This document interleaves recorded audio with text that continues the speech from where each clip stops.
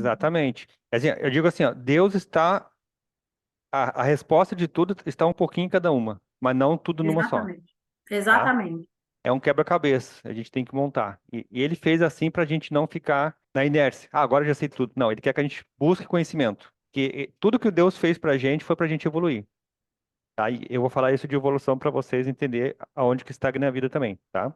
Tudo que Deus fez, tu olhar toda a natureza, o universo, tudo evolui, né? Então, se a gente não estuda, a gente não evolui. Então, ele, para forçar a gente a evoluir, ele usa métodos. E esses métodos são leis sistêmicas de relacionamento, estudo, né? Estudo mental, estudo intelectual, né? Tudo ele usa. Todas as ferramentas que ele pôde inventar da mente suprema dele, que a gente não consegue compreender, ele inventou e é é a melhor forma possível. Eu digo que não existe outra forma melhor, tá? Sim, O que acontece? Então, já que vocês acreditam em reencarnação, vida passada, então vocês sabem que a gente tem uma alma, né? Com sim, certeza. Tá?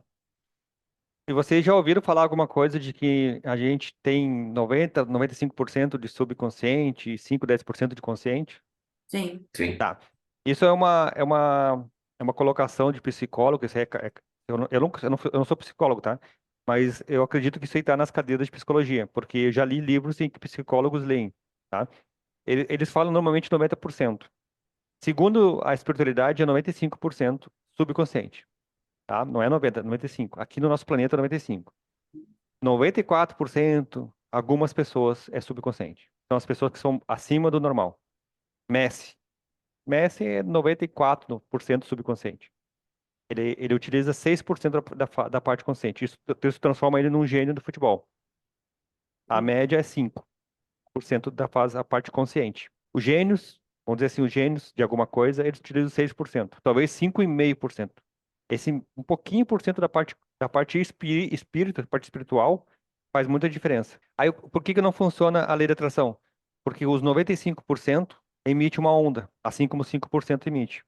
Só que essa onda que os 95% emite, ela é muito maior do que 5%. Você botar na balança, vamos dizer que tem 1 quilo. Vamos transformar essa onda quântica em quilo. Então é 950 gramas do subconsciente e 50 gramas da parte consciente. Se não fosse emitir, se fosse dar um peso para essa onda que a gente emite, tá? Essa onda que o nosso espírito emite. Então, quando a gente emite uma onda, que a lei da atração fala, ela não funciona porque a parte dos 95% sobressai os 5%. É só isso. sim, Essa é a resposta. Porque para mim, muitas vezes, eu li o livro, eu vi o filme, mas não funciona. Porque o meu 95% está dominando a minha onda.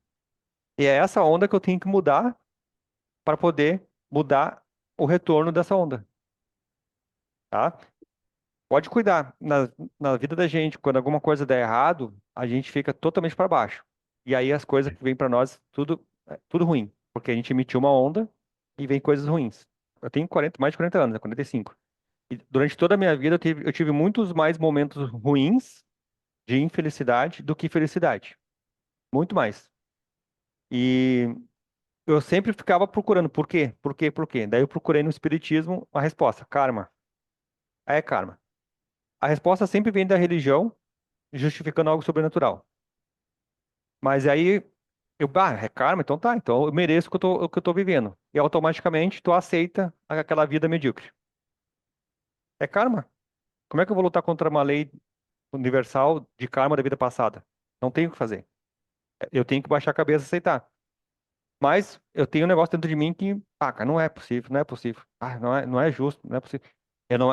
Eu acho justo a gente pagar por erros. Eu acho justo. E eu não sou desse pensamento de que, mas não é justo eu pagar porque eu não lembro. Não, não lembrar para mim é uma benção, tá? Mas eu fico pensando assim, até que ponto é karma ou até que ponto é coisa da minha cabeça?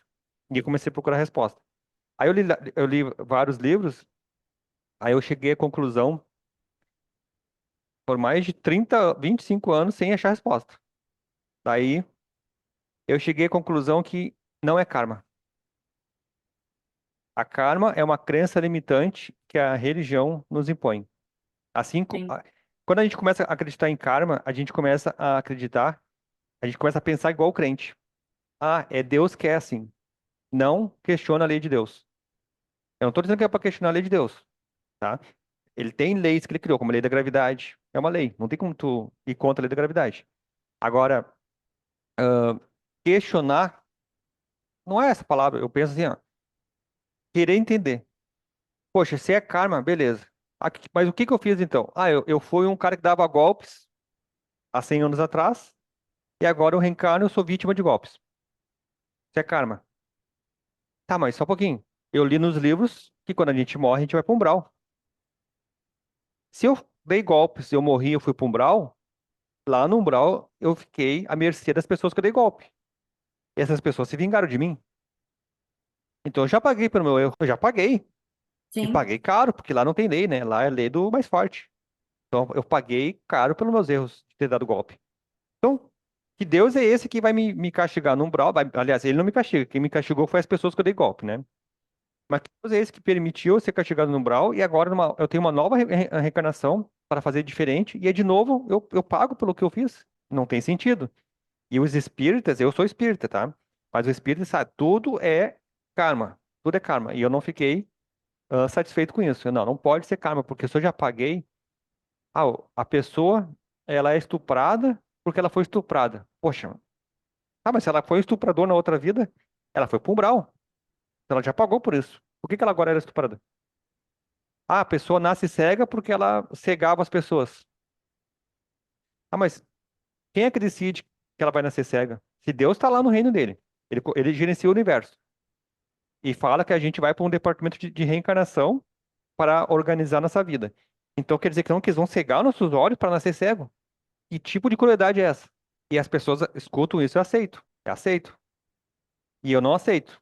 Nunca aceito. Não, não é possível, porque se eu cegava as pessoas, eu fui pro umbral, eu fui vítima dessas pessoas no umbral. A não ser que eu escapei do umbral. A não ser que eu não paguei.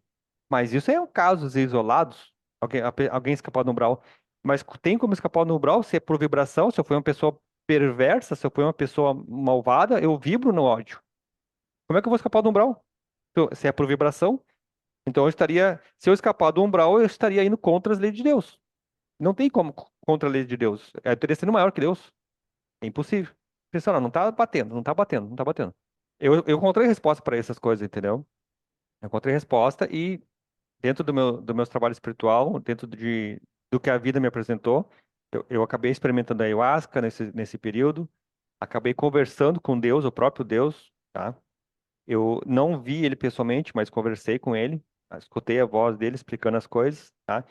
Fui em nave espacial fazer curso, aprendi como é que é a vibração, o campo, o átomo, a vibração do átomo, tudo numa nave. Acho que era uma nave que eu subia para outro plano e fiquei lá 6 horas. Então, eu fui buscando essas respostas, tá? Aí, nisso, antes disso, eu não conseguia desbloquear. Eu tomava ayahuasca e não conseguia ah, ver o que as pessoas tanto falam. Eu conversei com Deus. Eu acessei uma vida passada. E eu nada. Eu fiz tal coisa. Eu travava. Eu achava que ia morrer. Eu abria os olhos. Eu saía, desconectava. Medo, medo, medo. Conversava com alguns espíritos, mas não conseguia lembrar da conversa. Eu ainda debochava, ainda, né? Debochado de jeito de falar, né? Eu brincava com eles, estamos aqui conversando, mas vocês sabem que eu não vou lembrar de nada, né? Eu falava pra eles. Teve uma vez que eu conversei com 6 pessoas. Eu tava flutuando, conversando com 6 pessoas, tipo uma roda assim, tudo homens. E eu falava pra ele, mas vocês são espírito, não conseguem fazer nada pra melhorar. Porque tudo que vocês estão me falando, eu vou esquecer. E eu dava risada, né? Ele, mas tu vai entender. Claro, fica no sub a gravação do que eles falaram durante. A gente vai tendo insights durante os dias seguintes e tu vai entender isso. Numa dessas minhas conversas, assim, eu veio que eu tinha que fazer constelação familiar. E eu nem sabia que isso existia. E a minha esposa também. Olha, você tem que fazer constelação familiar. Aí eu fiz, ela fez primeiro que eu. Eu fiz lá no centro, o dia que eu não fui ainda. Ela foi, ela fez no centro e eu fiquei com aquilo na cabeça, né? Pois isso aí eu já escutei isso aí. Escutei isso em algum lugar. Aí eu, não, vou fazer. Ficou me martelando na cabeça. E uma coisa que eu digo pra vocês é o seguinte, ó. A intuição, quando ela vem e passa, não é mensagem do mentor, tá? Mas quando fica martelando na cabeça, é mensagem deles. Mensagem deles. Eu já tive mensagem para passar para pessoas em que ficava martelando na minha cabeça. Eu acordava já ficava, fala com ele, fala com ele, fala com ele. Uma pessoa estranha. Ia dormir, fala com ele. Aí eu peguei, fulano, vem cá, eu quero falar contigo. Tem um recado para ti. Isso, isso, isso, isso, isso. Bah, eu tô fazendo exatamente isso. Pois é, a resposta é pra tu parar. Para se quiser, a vida é tua, não vai mudar nada a minha vida, mas eu preciso te falar porque daí sai então, essa pessoa te ama muito e tá pedindo pra tu parar de fazer isso. Aí ele, tá, beleza, a decisão é tua, tá? Parou na hora a mensagem pra mim. Parou na hora. Eu fiquei uns 5 dias me martelando, eu falei, parou na hora. Aí eu comecei a perceber que, ó, eu tenho que falar as coisas, né? Só que eu tinha um jeitinho de falar meio grosso, meio tosco, sabe? Né? Homem, eu me criei no meio de homens, de um ambiente de homens, né? Embora a minha infância foi com mulheres, mas a minha vida depois foi só meio de homens, porque era corretoras de imóveis, obra, né? Clube de pôquer, então era sempre homens. Então aquele jeito homem de falar, né? Aí isso magoava as pessoas por ser muito direto. As pessoas não são preparadas para a verdade. Eu falo a verdade, dói, e elas. Então eu tive que mudar meu jeito de falar, né? Ainda estou no processo, tá? Para vocês terem uma ideia, eu já gravei mais de 200 vídeos e apaguei. Ah, se eu botar isso aqui na internet, as pessoas não vão entender. Inclusive explicar por que que tem estupro, explicar por que que as pessoas nascem cegas, explicar por que que as pessoas nascem sem as pernas. Só que a resposta não é o que está na internet, só que a resposta verdadeira as pessoas não estão preparadas para ouvir. É por isso que lá atrás eles falavam no livro que era um karma, que é mais fácil as pessoas entenderem. Ah, bota que é karma, aí, que daí são muito burros, eles não vão entender. Vão se ofender. Tanto é que tem muita gente que se ofende com algumas colocações do Allan Kardec até hoje, em 2024. Sim. E muitos não entendem. Tanto é que o Chico Xavier, quando começou, era visto como louco. Ele demorou anos para as pessoas começarem a aceitar ele a nível global, né? Mas no começo era só na Minas Gerais. Aí ele começou a fazer sucesso e o pessoal começou a entender. E tiveram que ler vários livros dele para poder juntar e entender que tinha sentido. No começo ele era visto como vigarista, farsante. Eu falei isso. Eu falei esse veinho e o baita sem vergonha. Eu falei isso. Até que eu me peguei lendo os livros dele, né? Foi situações que aconteceram. Mas, voltando lá para a constelação. Aí eu fiz a constelação. Primeira vez eu só observei, segunda vez eu senti força ah, diferente, sabe? Eu tentava segurar, mas vinha uma vontade de chorar, que era de alguém do campo, um sentimento do campo. Outra constelação eu senti também, fosse o pai das meninas lá, estava se sentindo injustiçado, eu sentia uma sensação de injustiça, não era meu, uma revolta, e eu comecei a perceber que, olha, tem alguma coisa aí, aí eu vou estudar. Aí a ayahuasca falou, estuda constelação, que faz parte do teu trabalho. Aí eu estudei constelação. Aí não gostei do curso muito fraco. Fui no outro, fraquinho. Eu quero saber, eu vou pagar um caro e vou fazer um caro. Aí paguei um bem caro lá, né? Bem caro mesmo, né? E de um monte de coisa. E aí foi desbloqueando. Ao tomar a ayahuasca de novo, aí eu comecei a.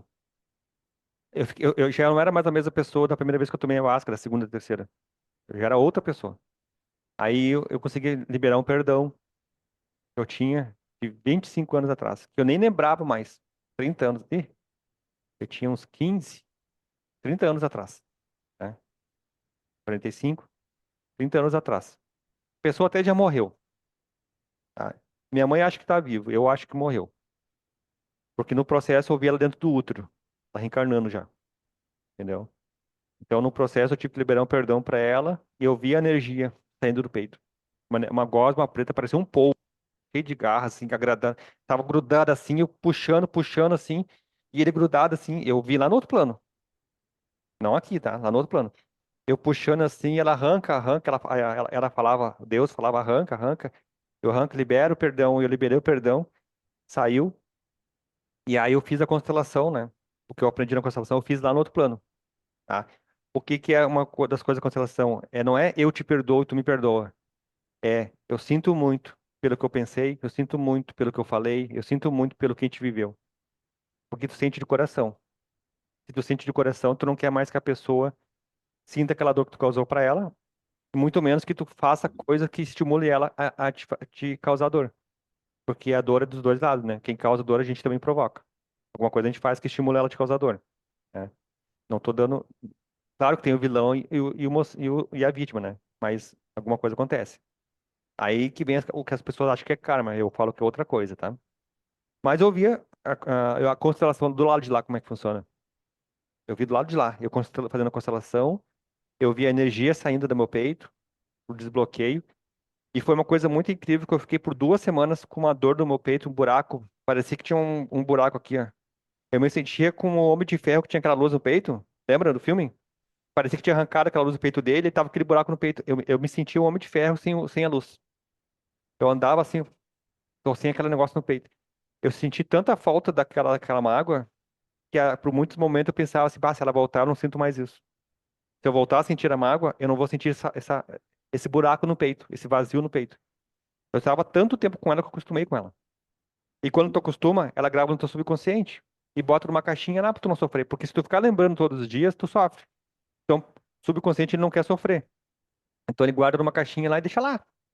E a ayahuasca, o que que ela fez? Ela abriu a caixinha do meu peito, fez eu lembrar aquele momento e eu tive que enfrentar aquela dor das coisas que eu escutava. Eu não sofri abuso sexual, mas eu sofri abuso mental, entendeu? Tipo, guri de merda, sai daqui, vai. Tipo, uma pessoa que depositava uma energia de pai, que era meu padrasto, ele me devolvia um desprezo, entendeu?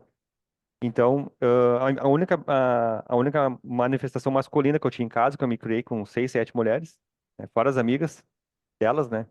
Então, a única masculinidade que eu tinha em casa me tratava com desprezo. Então, aquilo prejudicou a minha prosperidade. Porque o meu pai estava ausente, ele se separou, não por culpa dele, porque o relacionamento não deu certo, ele teve que ir embora para outra família. E aí, eu tive a ausência do meu pai, prejudicou a minha prosperidade. Quando eu liberei o perdão, que eu nem sabia que eu tava com essa mágoa. Pra mim, a pessoa ficou pra trás, mas eu tinha a mágoa no peito. Porque quando uma pessoa te fala alguma coisa e tu não sente nada, é porque tu não sente nada por ela.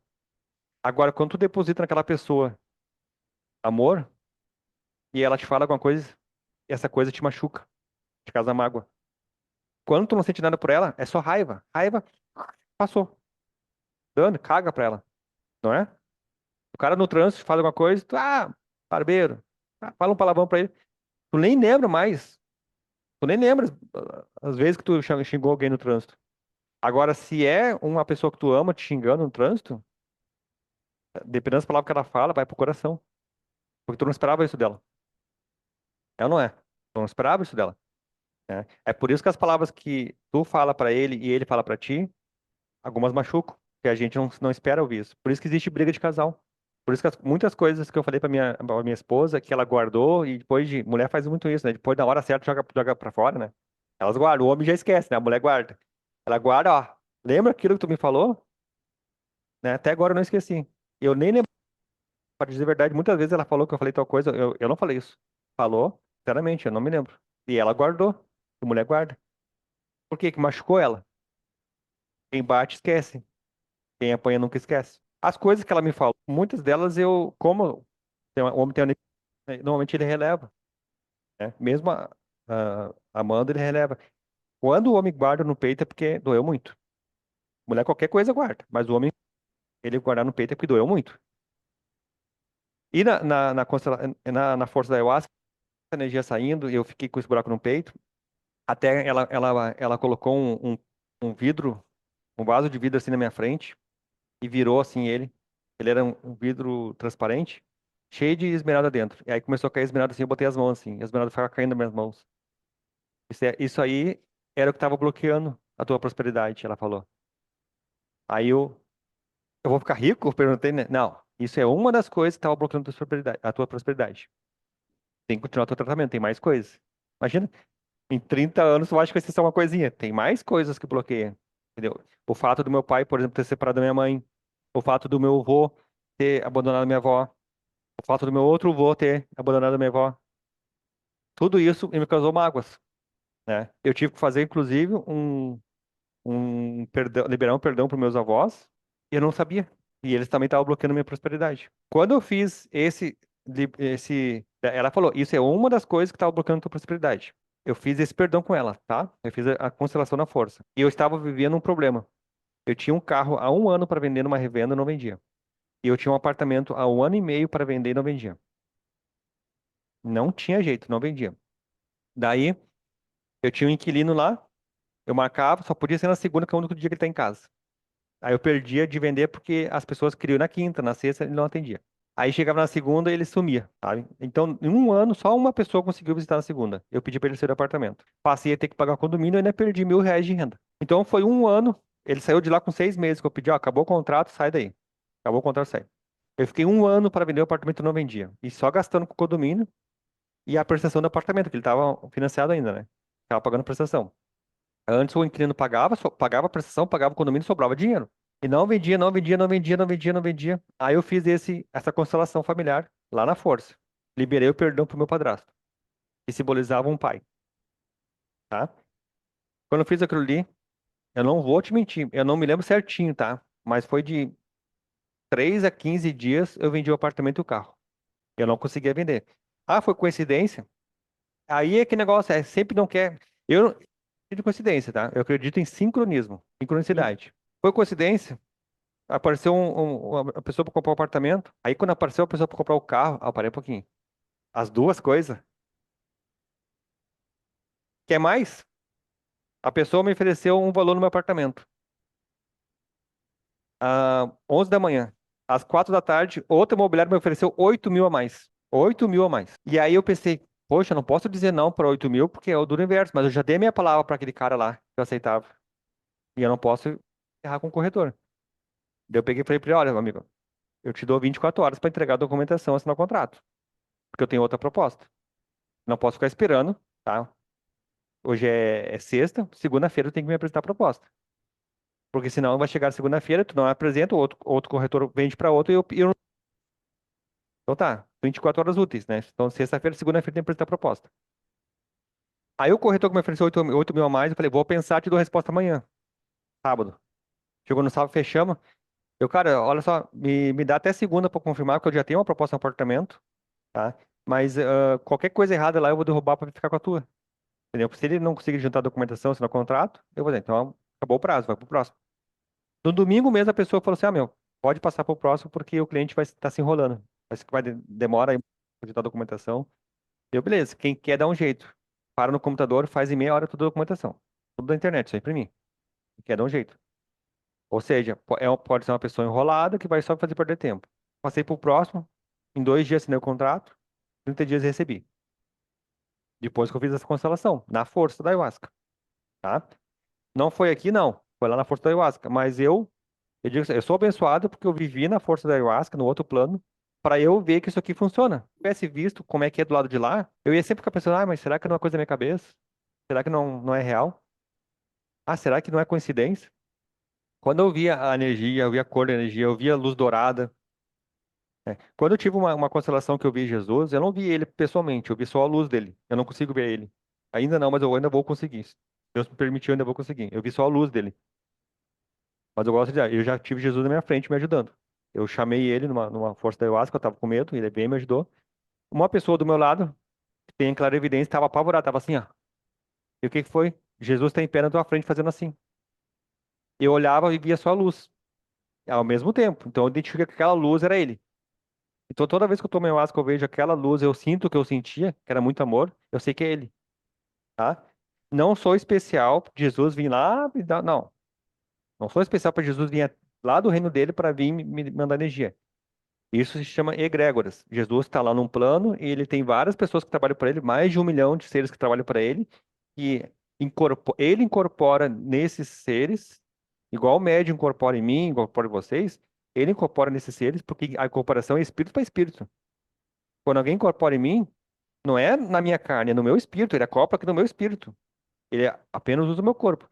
Então, quando a gente sai do corpo, a gente continua recebendo incorporação. Então, esse espírito que estava na minha frente era um ser humano, a trabalho para ele. Jesus incorpora nele vários ao mesmo tempo para fazer o trabalho.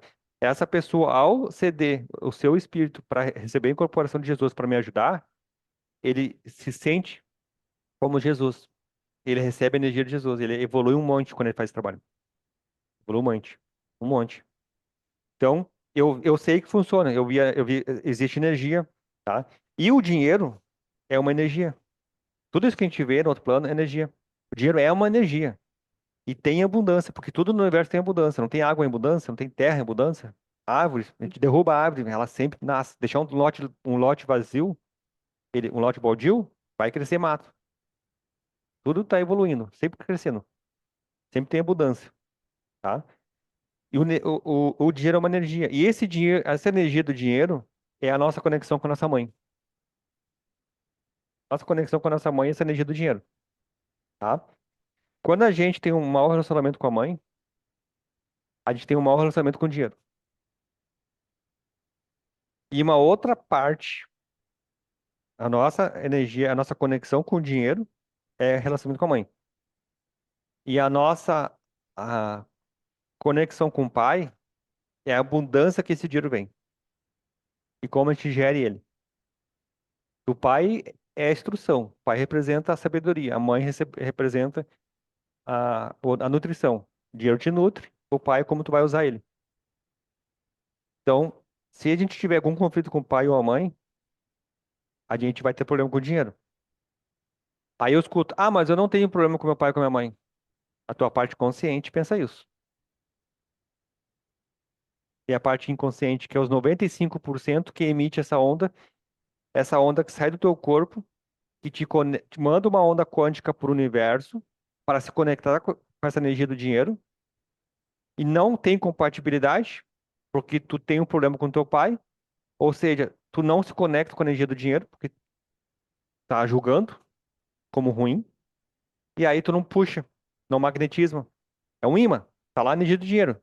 Tu tem que puxar ela, que nem um imã, tem que se atrair. Tá repelindo ela. E aí essa energia repele. É como se fosse dois ímãs se repelindo. Já pegou imã, um lado ele se atrai, outro lado ele se, ele Repete. se repele? É assim, exatamente assim. A nossa energia para a nossa energia que a gente emite, a nossa onda que a gente emite, que representa a nossa mãe, vai para o universo. O universo é Deus. Deus está mandando essa energia o tempo todo, ele não para nunca. E quando essa energia do dinheiro que representa a conexão com a mãe, ela representa a conexão com a mãe. E essa energia do dinheiro é a energia que a gente mais precisa, porque quando a gente se conecta com o dinheiro, a gente compra comida, a gente compra roupa, plano de saúde, casa, carro. Sem energia do dinheiro, a gente não sobrevive nesse planeta. É Sim. impossível. Tu vira um mendigo de rua. E o mendigo de rua também precisa do dinheiro. Tanto é que ele tá lá. Moeda, moedinha, né? O pessoal bota a moedinha, ele pega, vai lá e compra pão. Então, todo mundo precisa da energia do dinheiro. Então, eu pergunto assim, ó, qual é a, a conexão de vocês com o dinheiro?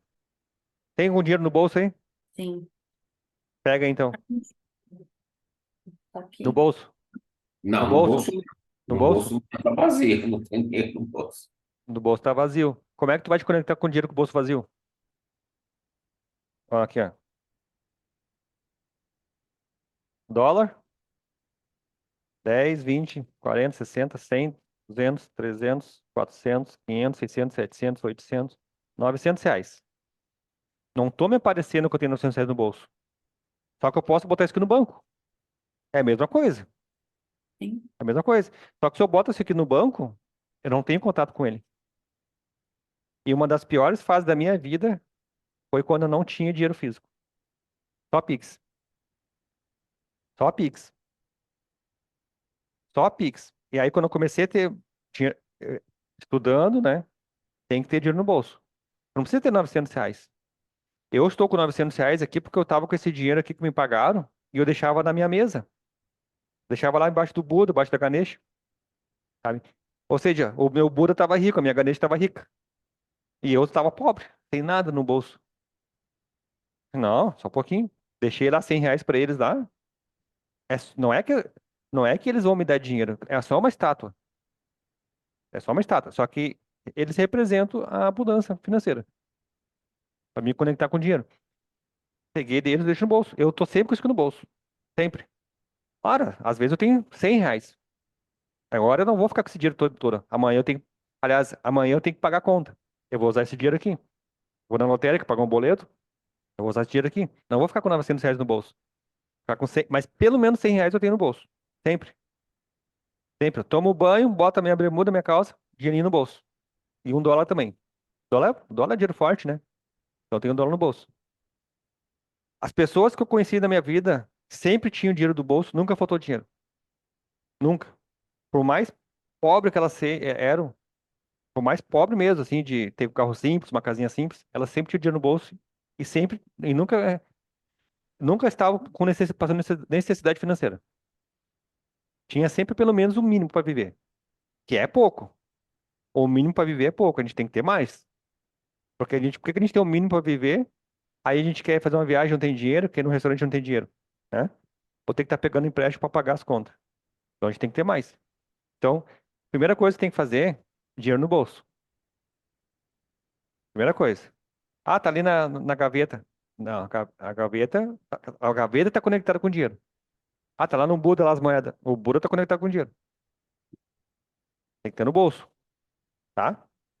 Então, a primeira coisa que vocês vão fazer a partir de agora, pode ser? Pode Uhum. ser. Claro, a mulher tá usando vestido, não dá pra usar dinheiro, né? Não vamos ser também estúpido, né?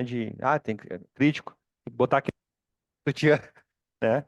Mas se for possível, carrega. Mas homem tem bolso. Homem tem bolso. Eu estou até refletindo a possibilidade de passar a usar relógio, tá? Estou até refletindo que eu não uso relógio, mas estou refletindo a possibilidade de usar relógio com alguma pulseira que tenha algum simbolismo, tá? Estou até refletindo isso. Vou refletir mais para frente para ver se eu passo a usar relógio. Eu uso pulseira de proteção, que a minha arrebentou, mas eu sempre uso, tá?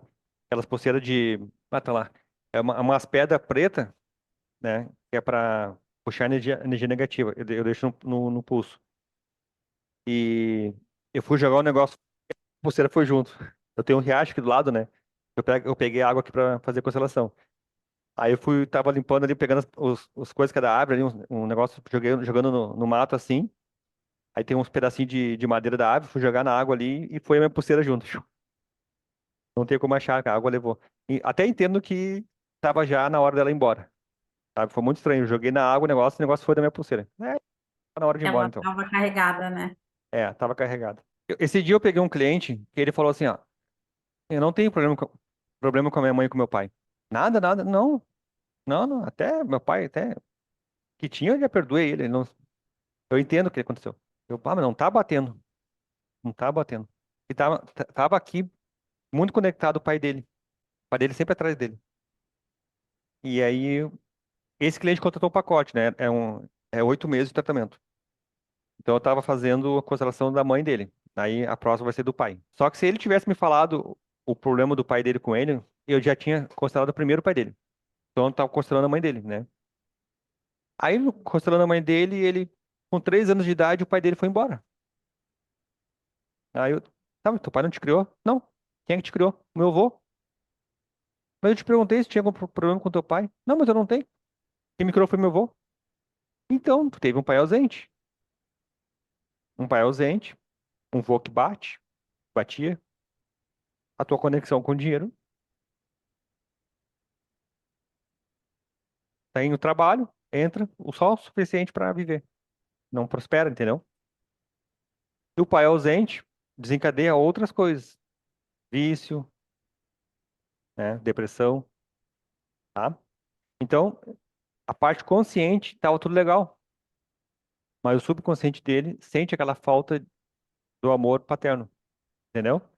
E aí tu emite para o universo como se tu não teve a energia do pai. Nem emite essa onda. Vai emitir a onda pro universo da prosperidade, mas tu é uma pessoa que não vai 500 para voltar 500 o que tu quer. E aí tu tá mandando 50 volts, vai voltar 50 volts. Tá fraca a tua onda. Então a gente vai cancelar a vida de vocês basicamente em cima do pai e da mãe. Mas as conexões da mãe influenciam. Um tio excluído, uma tia excluída, porque ela é da energia da mãe. O pai, um filho fora do casamento, entendeu? Uma amante. Ó, por exemplo, tive um caso em que o, o cliente, ele julgava o pai dele porque o pai dele teve um filho fora do casamento. Usava esse irmão e recusava o pai. Julgava o pai como adulto, né? Adultério. E, e a mãe como coitadinha. E aí, o que acontece? Deus criou leis, assim como a lei da gravidade. A lei sistêmica que o Bert Hellinger decodificou, que ele não inventou, ele só decodificou, ele transformou numa técnica. Ela sempre existiu, foi Deus que criou. A lei sistêmica é o seguinte, ó, se tiver conflito na tua vida com alguém, tu não vai prosperar. Porque para Deus, todos são filho dele, todos são iguais. Não existe eu amo mais um do que o outro. Para Deus, todos são iguais, tá? Eu tive um processo na força que Deus falou assim para mim, ó, por que que tu não perdoa ele? Aí eu falei, não, mas o que ele fez não tem perdão. É? E o que tu fez? Merece perdão? Quer ser perdoado? Sim, eu mereço perdão, me arrependi. Aí ele falou assim, ó, Deus falou, aqui do lado aqui, ó. Aí ele olha para ele, o que que tu tem de melhor que meu outro filho merece o meu perdão, mas o meu outro filho não merece perdão? Por que que eu devo perdoar você, mas o meu outro filho não merece perdão? Por que que tu merece o perdão de um Deus? Bem assim ele falou, por que que tu merece perdão de um Deus, mas tu não tem a capacidade de perdoar um irmão, o teu irmão? Cara, quando ele falou isso, eu chorava. Aqui, aqui eu tava assim, ó, escorrendo, só escorria lágrima aqui. Ó. Lá no outro plano, parecia uma criança chorando. E aí, dá um remorso, dá uma coisa assim, ó. Então, eu tava com um cliente que eu vivia, eu vi na força isso, eu vi o cliente na mesma situação. Ele se achava merecedor da prosperidade, merecedor de ter dinheiro, de poder pagar a filha dele, os filhos dele uma escola bacana, viajar, mas ele não conseguia aceitar o irmão dele de outro casamento, de traição. E ele ainda julgava o pai dele como não vou usar palavras adjetivas ruins, tá? Mas julgava o pai dele como errado. O que acontece? O meu subconsciente não sabe que o meu pai existe, nem o teu, tá? Nosso subconsciente não sabe que o pai existe. Pro nosso subconsciente, o nosso universo é nós mesmos. É nós mesmos. O nosso subconsciente não existe outras pessoas. Quem sabe que outras pessoas existem é o consciente. Porque ele tem olhos, ele está enxergando, tá? Estou vendo vocês aqui, eu sei que vocês existem. Meu subconsciente pensa que eu estou falando comigo mesmo, pensa que eu estou lendo um livro, pensa que eu estou vendo, assistindo um filme, tá? A partir do momento que eu julgo meu pai como errado em alguma função que ele fez, eu faria melhor, eu faria diferente. A partir desse momento, pro meu subconsciente, eu estou me julgando, porque ele não sabe que meu pai existe. Eu estou julgando aquela pessoa como uma pessoa de baixo, uma pessoa baixa, uma pessoa, um verme, porque ele fez tal coisa errada. Meu subconsciente pensa que eu estou julgando a mim mesmo. E para fazer justiça, porque a gente tem dentro da gente a gente busca justiça, não é? A gente sempre quer justiça. Se a gente vê alguém maltratando um cachorro, a gente quer fazer justiça. A gente vê alguém maltratando uma criança, a gente quer fazer justiça. Então a gente tem aquele negócio dentro da gente de justiça. Quer que as coisas sejam justas. E o meu subconsciente, ele me castiga. Porque ele acha que eu tô me jogando como uma pessoa. Ele vai me castigar. Então, o meu subconsciente quer fazer justiça. Então, o que ele faz? Ele me castiga. E ainda por cima, o DNA do meu pai é o mesmo meu. Metade meu do meu pai, metade da minha mãe. Então, eu estou jogando o DNA do meu pai, eu estou jogando meu próprio DNA. Estou sempre vibrando, sempre vibrando. Eu vou emitir a onda, eu emito uma onda contra todos os pais que fizeram, que os filhos julgam. Todos os pais que os filhos julgam. Se meu pai é engenheiro, a minha onda é contra todos os engenheiros. Se meu pai é motoboy, a minha onda é contra motoboy. Porque é isso que eu estou sentindo. Meu pai é um bêbado lá, meu pai é bêbado taxista.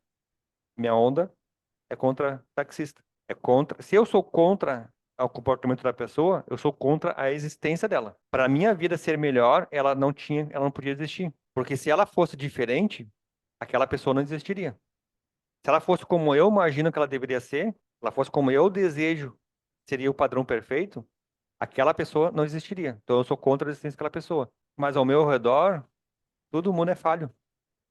Então aquela pessoa que tem uma vibração, que a minha onda conecta com a dela e percebe qual é a vibração dela, eu sou contra as pessoas que têm aquela vibração. Tá? Ela tá vibrando ali numa estação de rádio. Vamos dizer que ela vibra em 23 Hz. Então, eu sou contra pessoas que vibram 23 Hz. São pessoas que traíram a mãe, tiveram um filho fora do casamento. E são taxistas, tá? Então, a partir desse momento que eu começo a julgar o meu pai, a minha mãe, eu imito essa onda. E aí o universo, opa, ele não quer isso. Ele não quer isso. Ele é contra a existência. Não manda para ele. E deixa de te mandar a conexão com o dinheiro. Porque tu tá rejeitando. A gente que rejeita. É a gente que rejeita. Por isso que a lei da atração não funciona. Eu tenho pensamento positivo, mas eu não falo com a minha mãe. Pensamento positivo. Eu vou enriquecer, vou ficar milionário. Eu sou foda, eu vou ficar milionário. Aí a mãe manda mensagem, nem vou visualizar para não ver que eu visualizei. Entendeu? Vem aqui, vem me visitar. Ah, nem visualiza. Deixa assim. Demora uma semana para ver. Todos os nossos problemas vêm de relacionamentos. Todos os nossos problemas vêm de relacionamentos. É como a gente lida com eles. Então, se eu tenho um mau relacionamento com a minha mãe, vai refletir na minha vida. Tem gente que tem um negócio, tá indo bem, chega um momento que tem uma queda. Aí, esse momento da queda do negócio, tem que refletir o que aconteceu antes. Pode ter sido a mãe pedindo um dinheiro emprestado, ou para ajudar num remédio. Pode ser da mãe pedindo para visitar ela.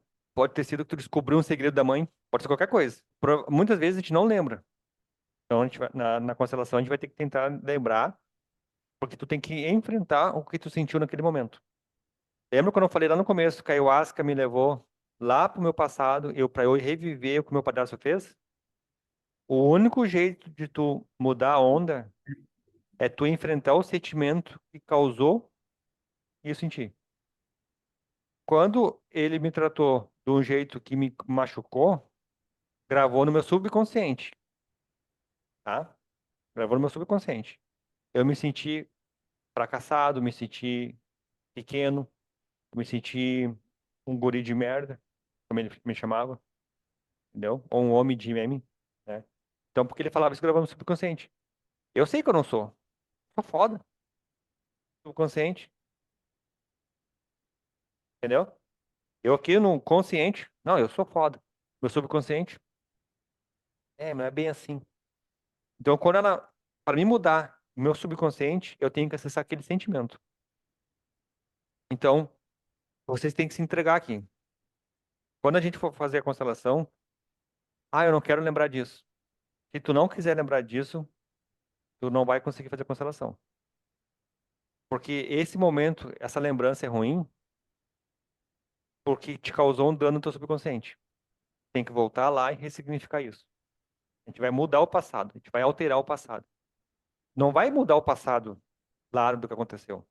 Mas no teu subconsciente, a gente tem que fazer ele compreender que aquilo lá foi importante para você.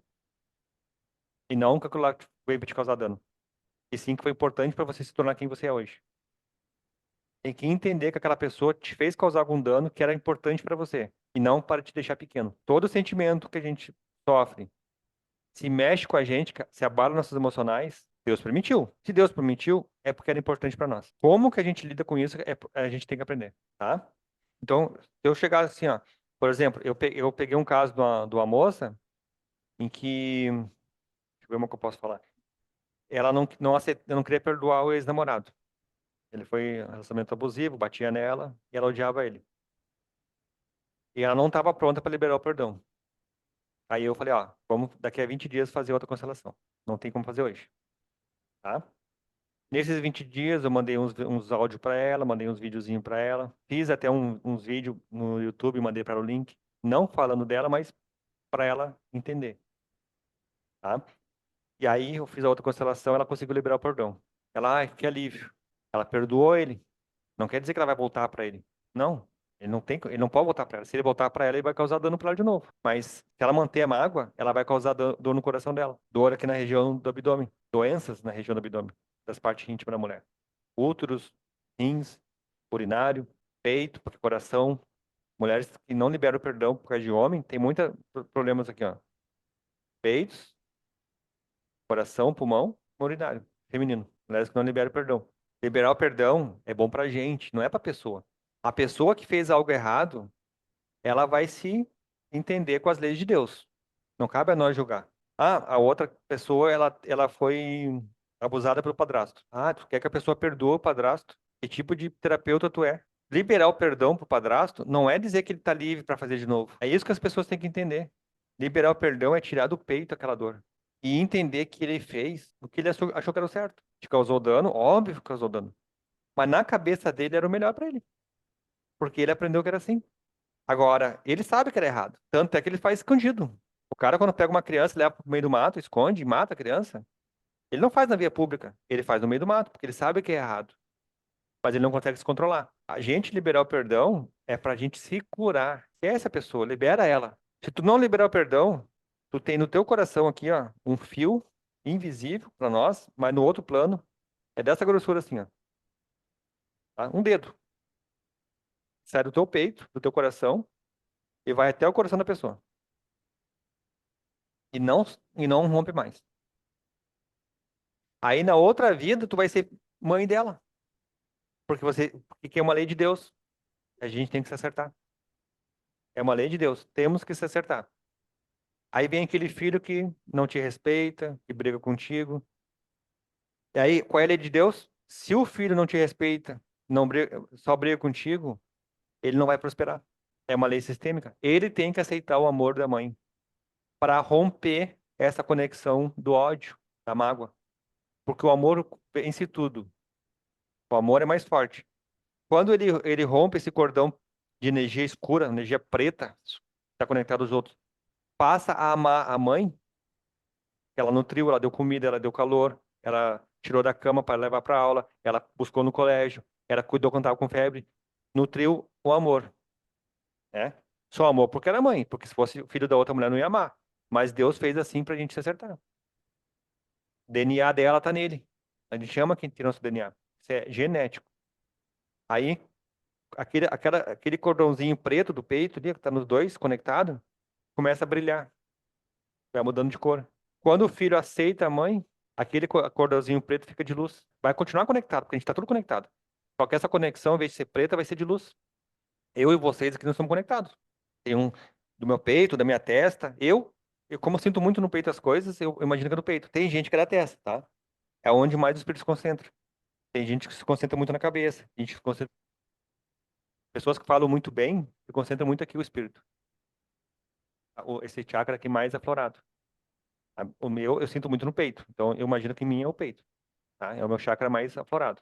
Então, a minha conexão daqui está com vocês. Se eu causar um dano para vocês, esse cornozinho vai escurecer. É um câncer espiritual. Um Sim. câncer do outro plano, tá? A mãe vem, ele vem como meu filho, a minha filha vem como minha filha. Se a gente ficar brigando, brigando, brigando, aquele cordãozinho vai ficar preto. Se o amor vencer, aquele cordãozinho vai ficar de luz. E aí a gente fica feliz. Aí a minha filha prospera, os teus filhos prosperam. E eu prospero se a minha relação com a minha mãe e com meu pai for boa. E não era. Minha relação da minha mãe com meu pai no passado era de atrito. Eu não prosperava, eu quebrei negócio, nunca dava certo. Entendeu? Agora, quando eu passo a aceitar minha mãe, que ela fez para mim o melhor para mim, e não julgar como errado o que ela fez, e julgar que ela fez o que ela pôde. Porque aí tem outras técnicas que a gente vai entender, tá? A gente vai fazer aqui no processo. Uma delas é que os nossos pais receberam dos pais deles menos do que eles deram para nós. Então eles deram muito para nós, muito mais do que eles receberam. E outra coisa também, eu falei muito da parte espiritual, tá? Mas tem a parte da ciência. A ciência explica que a gente herda dos nossos pais a aparência, né? O formato da orelha, do nariz, o rosto, a altura do pai, da mãe. Claro, tem crianças que são muito maiores do que o padrão, né? O pai é baixinho, a mãe é baixinha e nasce um gigante. Mas de padrão, tem uma regra. De padrão tem uma regra. E nessa transmissão de informações genética, também vai informações sentimentais. Porque o DNA, ele tem em torno de 4 gramas. Dizem que se fosse colocar todos os livros do mundo, caberia num HD de DNA, esses 4 gramas. É muita informação. Então, ele traz informações de até 11 gerações. Então, se lá atrás o meu antepassado foi um escravo, que passou fome, tá no meu DNA essa informação. E dependendo do que eu fizer da minha vida, eu posso ativar essa informação e achar que, por exemplo, dar um exemplo melhor. Vamos dizer que o meu avô passou fome a vida toda. Então, tudo que ele comia, ele tinha que dividir com a mulher dele, e com os filhos. Então, era aquela escassez, aquela vida escassa. Ganhava muito pouco. Eles eram magrinhos, que tinham que comer pouco e dar para os filhos. Então, teve aquele sentimento de escassez, de falta de dinheiro e não merecia a riqueza, porque eles eram pobres. A gente não merece dinheiro. Olhava as pessoas com carro, com charrete, com cavalo e eles a pé, né, pobres, porque eles se achavam não merecedor. Que era o que as pessoas falavam, principalmente na igreja.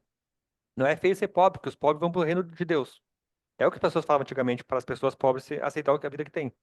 Bebe e faz um carnaval aí já era, né? Mas no DNA do meu avô ficou gravado.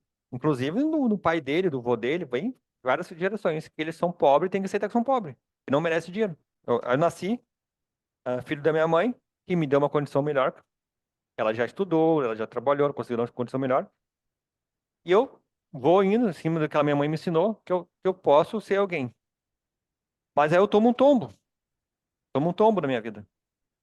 Eu descubro que a minha mãe a minha mãe me fala alguma coisa que eu não concordo, a minha mãe tem um comportamento que eu não concordo, porque eu já penso diferente, né? Tive acesso a computador, tive acesso a livros.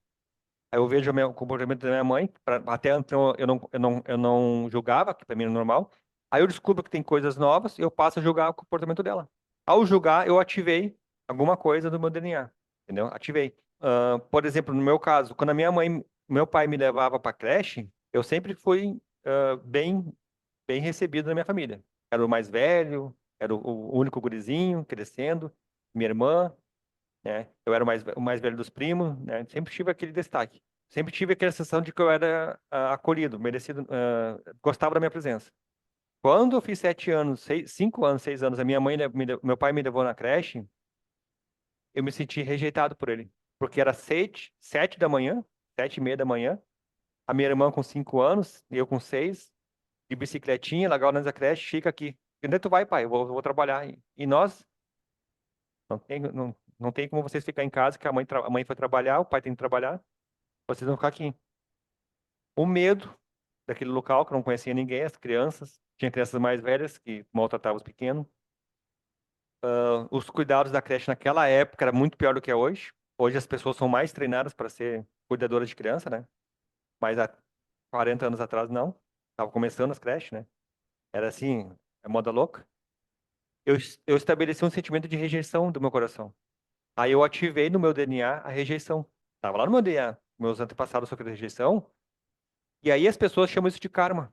Lembra como eu comecei no começo? Ah, é karma. A rejeição é karma, não. Eu ativei no meu DNA o karma. Eu ativei o karma do meu DNA. Que chama de karma. O espírito chama de karma.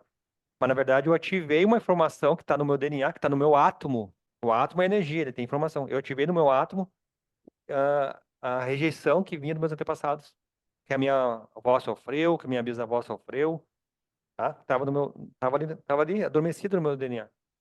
E quando ele fazia isso todos os dias, se fosse uma vez ou outra, não ia ativar, mas como era todos os dias, vira um hábito. E quando vira um hábito, grava passa pelo fator crítico da nossa mente e grava no subconsciente. Eu estou sendo rejeitado pelo meu pai e da minha mãe. Meu pai e minha mãe me rejeitam todo dia. E aí eu me torno uma criança com síndrome de rejeição. A minha vida passa a ficar de olhos abertos. Eu não posso fazer nada para não ser rejeitado. Todo o meu comportamento eu controlava para não ser rejeitado pelos amigos. Tenho dificuldade de ter de se relacionar com uma menina porque não quer sentir rejeição. E quem é que não quer sentir rejeição? É o meu subconsciente. Porque aquele sentimento que eu sentia quando meu pai me largava lá de bicicleta, a minha parte consciente entende que meu pai vai trabalhar. Eu não sou idiota, né? O pai precisa trabalhar, a mãe precisa trabalhar, senão, né, pode nos dar comida. Mas o meu subconsciente não sabe que eles existem. Eles apenas estavam sentindo a rejeição. Então, toda coisa que eu vou fazer, que eu tenho risco de sentir rejeição, meu subconsciente falava, não faz. Não faz que vai dar M. Não faz que vai sentir aquele negócio lá que eu não quero sentir. É assim que ele funciona. E aí minha onda emite, me afasta de pessoas que poderiam mudar a minha vida por medo de sentir rejeição. A minha vida só foi mudar quando eu assisti um filme, eu tinha uns 25, 30 anos. Foi quando eu tive um grande estralo na minha vida, quando eu assisti o filme Sim, Senhor, do Jim Carrey, vocês já viram? No filme ele tinha mesmos sintomas de rejeição, eu me identifiquei muito com ele. E aí ele conheceu um cara, ele ofereceu um negócio, o cara, sim, senhor. E aí ele foi vender um produto, eu acho. E aí ele aproveitou, o cara falou sim, ele ofereceu mais um negócio, o cara, sim, senhor. E o cara, eu não lembro agora como é que foi, tá? Mas o cara falou pra ele que, eu tô desenvolvendo uma técnica do sim, senhor. O que que é isso? É dizer sim pra vida, as oportunidades. E aí eu pensei naquilo, poxa, eu não digo sim pra nada, cara. De medo de ser rejeitado. Tudo eu digo não. Tudo eu tenho medo de dar um problema. Vai dar um problema. Não, é não. E aí eu passei a dizer sim, senhor. Muitas vezes eu falava pra pessoa, sim, na minha cabeça, senhor. Eu não falava o senhor para não ficar que nem um louco, né? Mas eu falava, sim, senhor. Uma vez uma pessoa me ofereceu para aprender a jogar pôquer. Aí eu pensei, isso não é para mim, porque é muito inteligente, né? Eu nunca vou conseguir aprender. Aí o cara tava jogando pôquer, o que que isso aí é pôquer? Ele quer que eu te ensine? Aí eu pensei, né? Ah, você tem que ser muito inteligente, né? Cara, eu acho que não tem capacidade de aprender. Isso aí deve ser muito difícil. Capaz, é muito fácil, eu te ensino. Aí eu fui dizer não, daí eu lembrei, sim, senhor. Sim, senhor. Aí eu, sim, me ensina. Sim, na minha cabeça, senhor, me ensina. Eu não falei o senhor, porque senão eu parecia um louco. Aí ele me ensinou. Por causa desse dia, eu abri um clube de pôquer. Sustentei a minha casa por 5 anos. Eu só fechei na pandemia. Só fechei na pandemia. Mas por causa desse clube de pôquer, eu saí de uma casa de aluguel que valia, eu acho que 100 mil, e fui morar numa casa que não era minha, valia 2 milhões, e pagava o aluguel do valor de uma casa de 100 mil. Falei, sim, senhor. No poker, eu restabeleci uma amizade que eu já tinha há 15 anos que eu não via. O poker me aproximou dessa pessoa de novo. E as pessoas gostavam muito de mim, é o irmão que a vida me deu.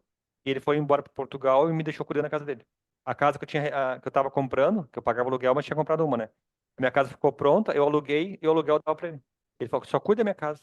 Faz a manutenção, se precisar, assim. Eu fazia a manutenção, nem cobrava dele. Morava numa casa de 2 milhões, é uma mansão. Tinha piscina, maravilhosa a casa. Até hoje foi a melhor casa que eu já morei. Tudo porque eu falei sim, senhor. É. Ou seja, eu venci o que chamo de karma, que era aquele sentimento de rejeição. Quando eu olhei a casa dele, eu pensei, eu vou morar numa casa dessa.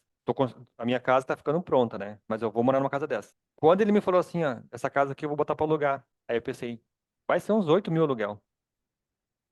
Para 10, 8 para 10 mil. Eu vou alugar essa casa. Eu botei na minha cabeça. Eu vou alugar essa casa.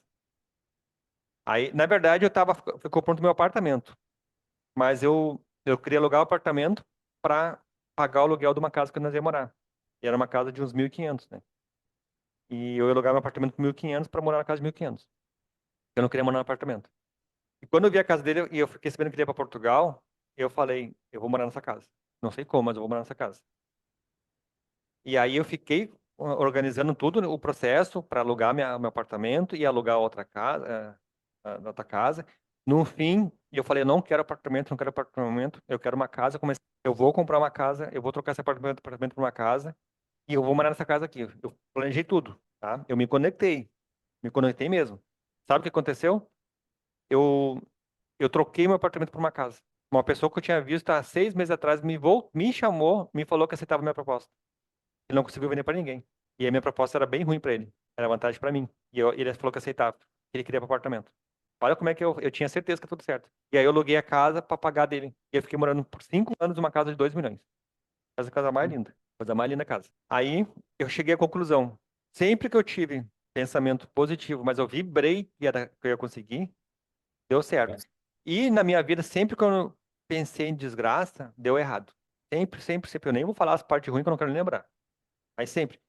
Aí quando eu tinha o meu clube de pôquer, que era num espaço assim, ó, de uns. Cabia 5 mesas, tá? Eu comecei esse clube com 3 mesas e fui comprando. Quando eu vi já tinha 5. Eu comecei esse clube com 20 mil reais, 30 mil reais. Não lembro agora. Eu não tinha nem cozinha, não tinha nem copa. A gente pedia até entrega. Eu pensei, eu vou montar uma cozinha, uma copa. E todo o meu lucro, eu pagava o suficiente para casa e o resto eu comprava. Comprei freezer, comprei fogão, geladeira, comprei todo o maquinário, montei uma copa, aumentou minha renda. Quando eu não tinha mais espaço, estava cheio de clientes, eu pensei, fechei meus olhos, eu quero um clube assim. Olha bem, eu quero um clube de pôquer em que eu vou entrar nele. À direita vai estar minha copa, à esquerda vai ter umas 10 mesas de torneio. 6, 7, 10 meses de torneio.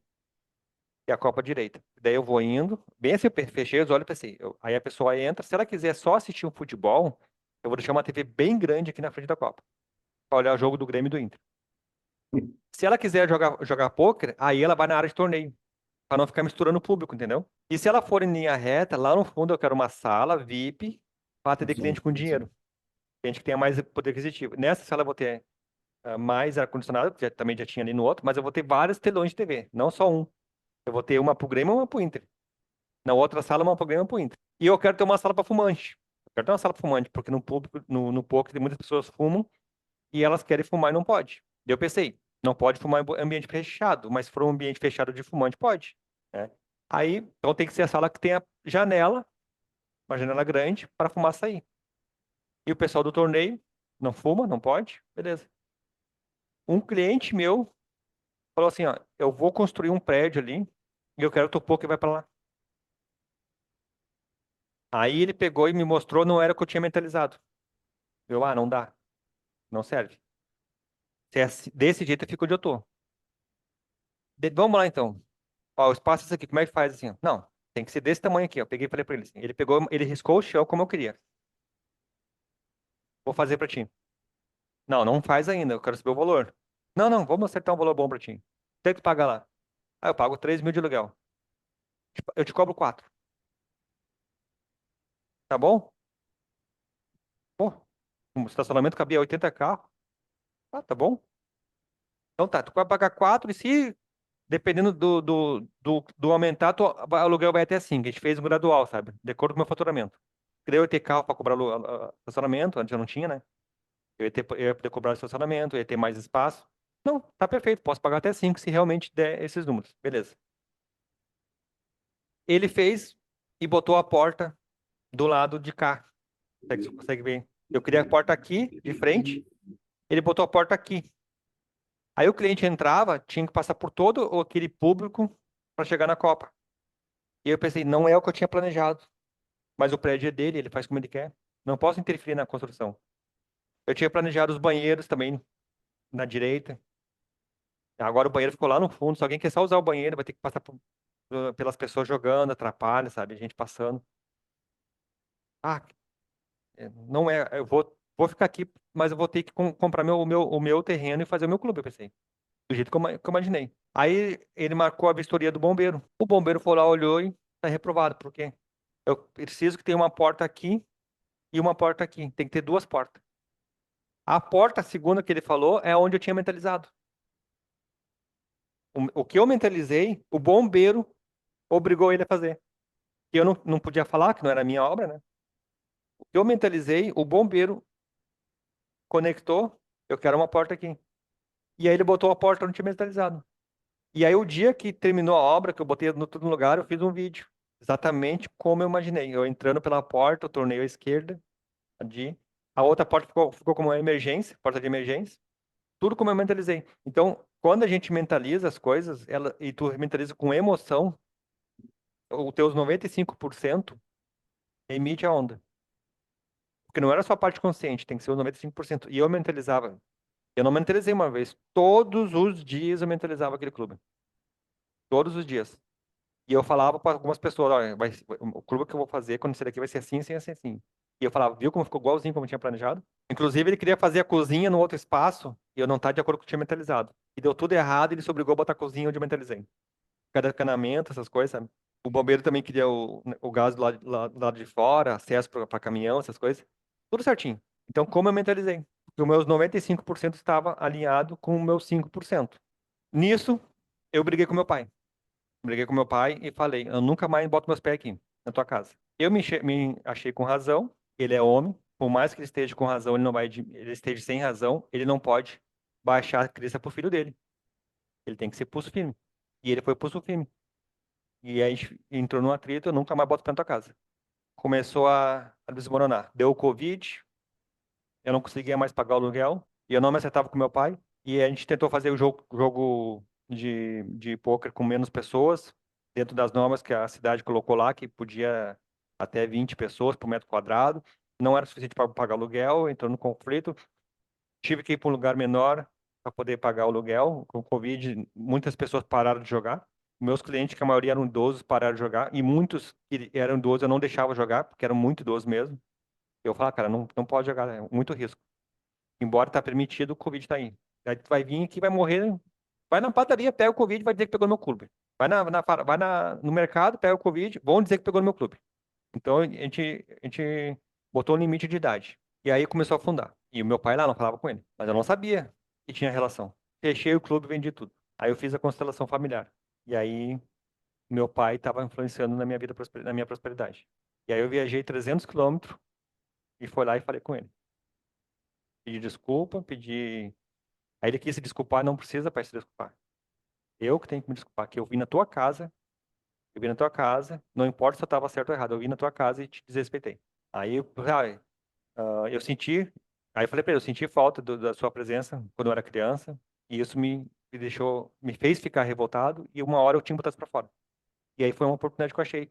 Aí, não, mas eu não tive culpa, que eu me separei, não precisa para se justificar. Eu sou homem, eu sei que a gente se separa. Não precisa se justificar, eu falei para ele.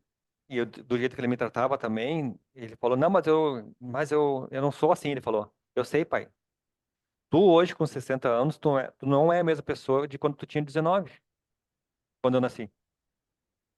Ele tinha 19, ele era um guri. Depois, quando ele tinha 50, ele foi pai de novo com 50, ele era outra pessoa. Ele tratou meus irmãos diferente do que ele me tratou. De certa maneira, até invejável. Eu queria ter sido tratado daquele jeito, entendeu? Mas era um outro homem, não era a mesma pessoa. E tu, Paulo, com certeza, tu com 18 anos, tu era uma pessoa do que tu é agora, É. né? Até 2 anos atrás, tu já percebe diferença, não percebe? E tem mais uma coisa. Essa conversa aqui, talvez alguma coisa tu já sabe, você já sabe, algumas coisas vocês aprendem, né? A gente tá aqui trocando informação, né? Com certeza, amanhã tu não vai mais ser a mesma pessoa. A mente expande. Não volta a ser mais a mesma. Ela não é mais a mesma mente. Eu tive uma pré-queda no meu clube de pôquer, que valia R$ 200.000 e eu vendi tudo por 30 mil. Fui vendendo as coisas, né? Inclusive, eu tava com uma pessoa interessada em pagar 150 nele, que eu queria vender ele, que eu não queria mais aquela vida noturna. Tinha uma pessoa interessada em 150, eu queria 200. Eu pensei, vou bater pé para ver se ele chega a 180. E ele falou, "Tá com o clube aqui por 10 dias, quando a gente inaugurou nesse espaço novo, né? Para ver o faturamento, para ver até quando eu consigo chegar, né? Perfeito. Ele falou isso na sexta, na segunda fechou o comércio, do Covid. Hum. Perdi de vender o clube por 150. Se eu soubesse, tinha acertado 150. Claro, não ia nem pagar, né? Porque a gente ia fazer negócio durante a semana, ia fechar tudo. E aí, os negócios online bombaram, o clube online bombaram, os clubes físicos tudo fechado. Ah, não tem nada a ver a relação do teu pai com o Covid. Será? Será? Quem sabe se eu tivesse tido um bom relacionamento com meu pai? Quem sabe o dono do prédio não teria tido um outro comportamento comigo? Porque ele também é pai. E ele também tem conflito com o filho dele. Quem sabe ele não viu em mim a imagem do filho dele desafiando ele, né? E ele foi mais rígido comigo no aluguel.